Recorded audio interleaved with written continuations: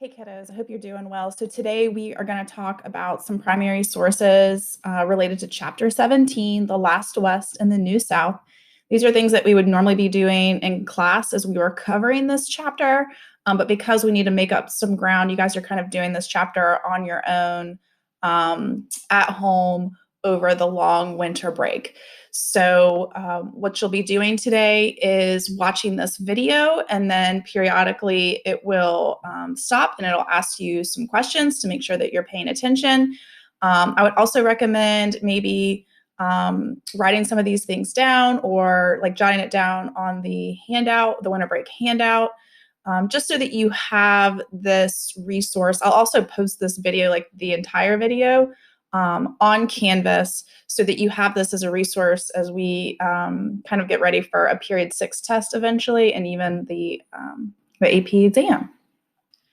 So our first document is titled "The Only One Barred Out." At the bottom, it says, "Enlightened American statesmen, we must draw the line somewhere, you know." And then you have this Chinese immigrant that is sitting on something that says order. You have industry with him. It says sobriety and peace. He's sitting at the Golden Gate of Liberty. And then you have this sign that says notice, and it has a list of different groups of people that are allowed, but no admittance to Chinamen. Okay, so communists and socialists, hoodlums, they're all welcome, but not the Chinamen. Okay, so when looking at this document, hopefully the first thing that comes to mind is the Chinese Exclusion Act, based on your reading. This is the only piece of legislation in the United States history that actually prohibits one nationality. There was a lot of xenophobia during this time period, mostly over fear of like economic competition. So if you think about the role that the Chinese, a lot were immigrating into the West Coast during these years. They're working on the Transcontinental Railroad. So any of that, if you mention that in regards to this document, that would count as historical context. Now, the intended audience more than likely is highlighting the hypocrisy here to these American politicians where they felt as though they could support this piece of legislation. Now, most of these politicians felt like it was justified because California had their own state laws, and Washington and Oregon. But also maybe to the American people, because what they're trying to do is say, like, this doesn't make sense. Like, these are people that are doing jobs that others aren't willing to do. They do it for cheaper as well. And that they're being discriminated against unjustly, right? They don't bring a political threat to the United States at this point. And so why were the Chinese discriminated worse? Well, they're probably the most different. So this is kind of like a racist issue. Their religion is different, their language is very different, their culture is extremely different. So if you think about other groups that have been discriminated against, like obviously African Americans, due to the history of slavery. But in addition to that, when you're really looking at immigrants that were discriminated against, you have the Irish. They were discriminated against because of their religion with Roman Catholicism. But even then, like, they're Christian. And so they were discriminated against. The Germans, a little bit. The Germans are probably less discriminated against at this point in time because they kind of assimilated in. And it was just a much more dramatic difference if you think about how the Chinese people had lived in their country, and their, again, religion is very different. Their language, all of those things, they kind of made them an easy target. Okay. The purpose of the cartoonist is trying to bring attention to the hypocrisy of this policy, the racial biases, who is desirable and who's undesirable. So again, like, you're letting people come in that are like anarchists and like starting trouble that way. You have the Irish with the sobriety issue. That's why that's kind of highlighted. But the Chinese, they worked and were discriminated against, and they worked in these really like difficult jobs. And so why not allow for them to come? Why not let them into that Golden Gate of Liberty? So it's just kind of highlighting that. Okay. So this next document is an image of the same man. So two images actually of the same man, which a lot of students are surprised about. But again, you need that historical context to be aware of the Carlisle School and other schools that were similar to where their goal was to assimilate Native Americans. This was a movement that was supported by a lot of whites during this time because of the book A Century of Dishonor, which was written by Helen Hunt Jackson. And so it says here, as he entered school in 1883 and as he appeared 3 years later. Other context for this would be the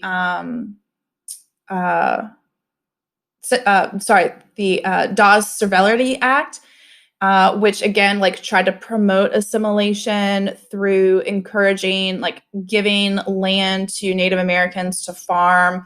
And the conditions for that were that you converted to Christianity and that you had, like, a Christian name and like a last name and things like that. Okay. Now, the intended audience of this is really going to be people that would have supported this. So people that had read Jackson's book, maybe they had donated to the school. Maybe they attend lecture circuits, which was something that they did. If you think about like the abolition movement and how people would pay money to go watch Frederick Douglass or Harriet Tubman or Sojourner Truth speak, it would be something similar to that, where they would use these former children that are now like assimilated, and they would do these lecture circuits where you could pay. So maybe you donated money to this cause and you were in support of this cause. So definitely people that were in support of this cause. What's kind of crazy for the 21st century eye is that you look at this image, and I think most people kind of feel this sense of like lack of humanity in the fact that you see this young man that was stripped of his culture and his history, and because really these children were taught that their way of life, their culture and their language, that all of that was wrong and that they needed to kind of convert in this way. And the psychological toll that had on a lot of children was obviously has had long-term effects on Native American reservations and Native Americans in general in this country. And so the point of view here is that look at what good we've done here. And again, that was the purpose, is look at what these schools are doing and the good work that they are doing. And in my lecture and in the book, we kind of talk about the long-term effects of that. So this next document is always kind of difficult to talk about, but hopefully we're going to kind of make some connections to things that you've probably heard of and in the past in relation to the words like Jim Crow, but also when we talk about blackface. That's something that sometimes you even see in the news. Like I know in the last year, there have been people where there's some scandals that have come out about them dressing up in blackface. And for a lot of people that don't understand the historical context of it, a lot of people are kind of critical about why people are being chastised for dressing up as a African American for Halloween or whatever. And hopefully it makes a little bit more sense about why you should be more culturally sensitive to that.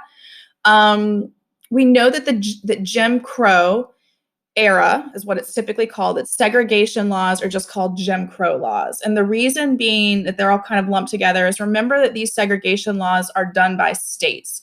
So the Plessy versus Ferguson case allowed for states to issue, remember we talked about those black codes during Reconstruction. It made it legal for states to kind of decide what is equal and what is not, and allow for people to be discriminated against based on their race, okay? In addition to that, so Jim Crow is actually from the 1830s. And what it was a white actor who dressed himself up, and so he put, they actually did, like, they burnt cork, and so he would decorate his face in blackface, and he would wear these very impoverished looking raggedy clothes.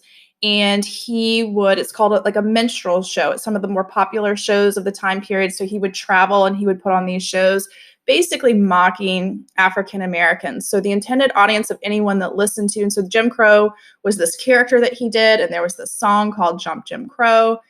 And white Americans would basically, in the North, South, rich, poor, they would laugh at this character that was supposed to be making fun of African Americans. So the point of view is that they are inferior, they are ignorant, lazy, just joyous, just kind of like la-di-da, and not aware of kind of what their situation is. It was very demeaning.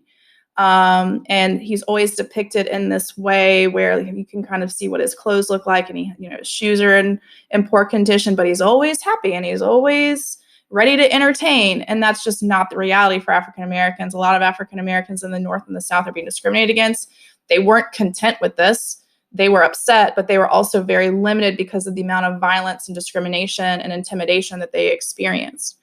Jim Crow posters and songs, and even like blackface in itself as the minstrel shows, these were things that were popular all the way through the 1950s. So more recently, there have been some politicians and some actors, and really even into like parts of the South in the 1980s, like people were still using this kind of Jim Crow or minstrel type blackface in order to be funny. There have been some politicians and some actors and comedians that have kind of mimicked this in the last 30 years or so, and it's kind of coming to light now. Things are being found, images are being found, and it's being posted on the internet. And it just kind of shows you how far this character that came from the 1830s, that it even has relevance today.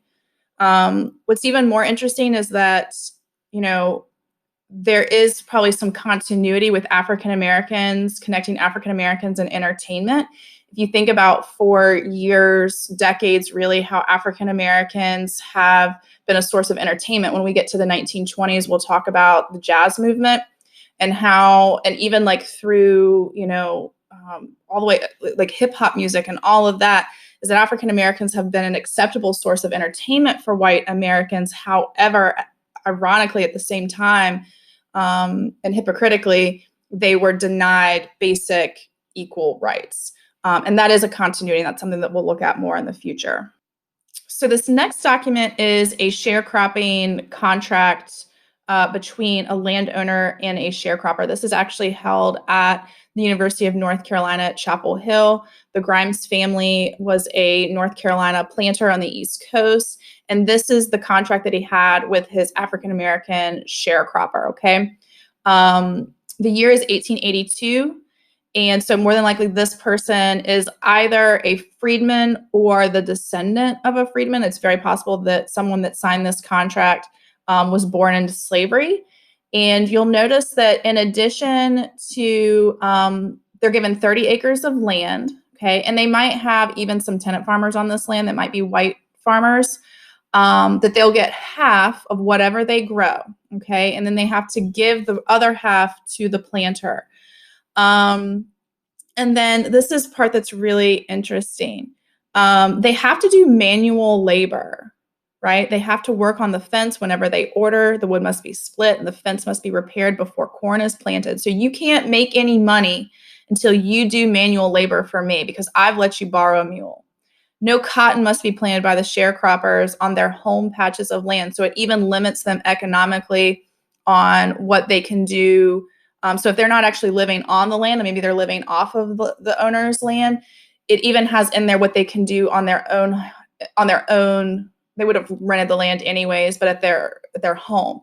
No sharecropper is to work off the plantation when there is any work for them to do for me. So again, you can't even do side jobs like to earn extra money. So this kind of really shows how African Americans and even poor whites that were in this position, that they kind of became in this endless cycle of poverty.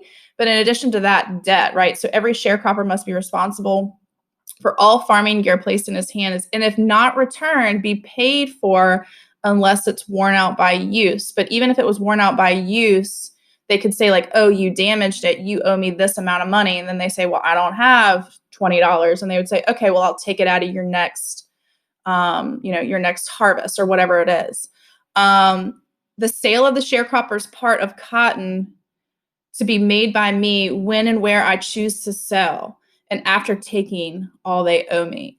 So you aren't even like, there's no, like, there's almost like there is a monopoly, right? You're not even allowed to choose who you're going to sell it to. You can't even pick the highest price. Like, it has to go through the owner's buyer. Okay. So we have Reconstruction, we have sharecropping, we have home rule, redeemers, all as historical context.